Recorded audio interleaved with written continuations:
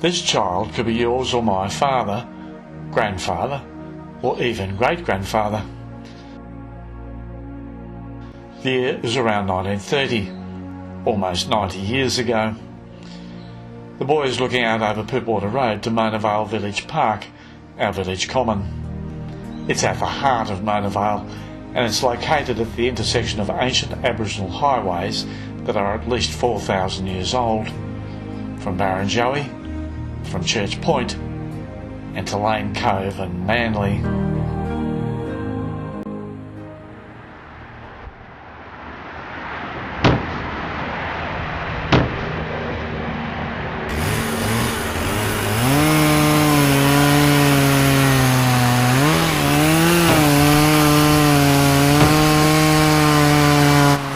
Why we're here is so that the public can be aware of what Rob Stokes's government is going to do to our village park. All these trees and this mounting will go to make way for an indented B-line bus stop, which is unnecessary. It removes the bus stops at Waratah Street and Park Street. What we're hoping for is that Rob Stokes will come past with his kids in his car, and his kids will ask, "What's going on here, Dad?"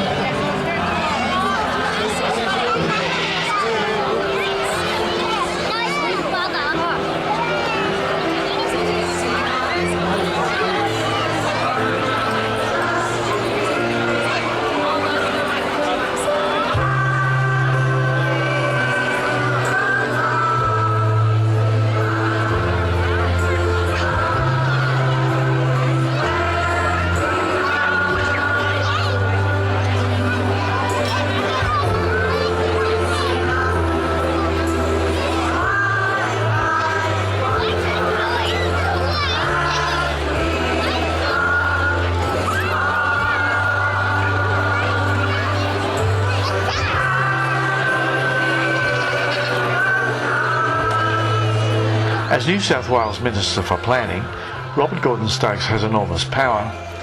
He intends to severely damage this vital public space in order to build an indented B-line bus stop along the Barrenjoey Road edge of the park. As our local member, Stokes also encouraged development of the Mona Vale Place Plan, the one supposedly withdrawn by the current administrator, which proposes the building of not one but 2 new buildings on the village park land. Surely this is madness.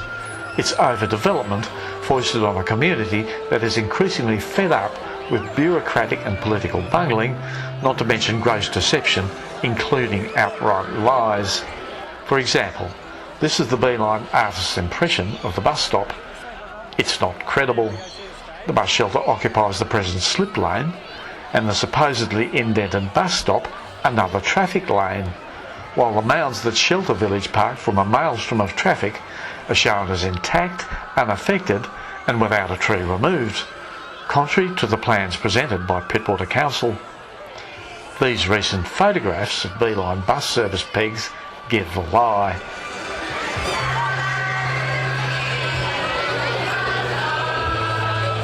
The New South Wales Government and the local council's sole justification for this developer-led high-rise assault on Pittwater is the additional transports provided by B-line buses.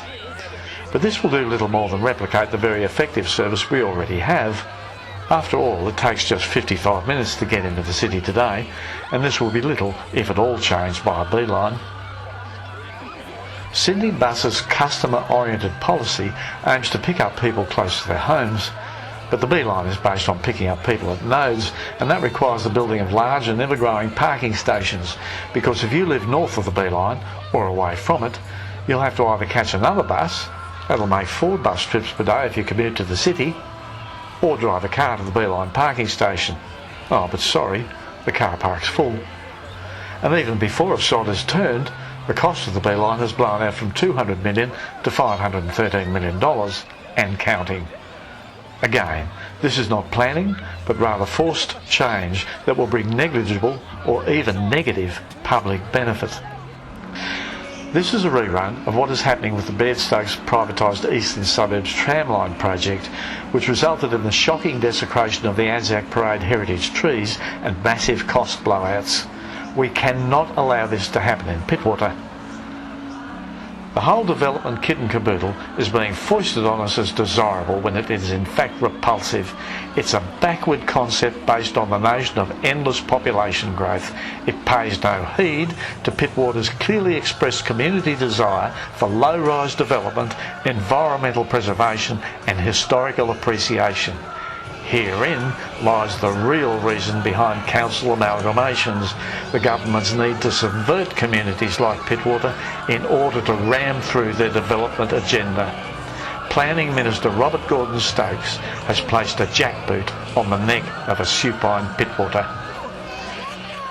Without its own governance, Pittwater is weak prey for the forcibly amalgamated Bairstokes Northern Beaches Council, the all-powerful Stokes-appointed non-elected technocrats of the Greater Sydney Commission, and the Transport New South Wales Beeline project team.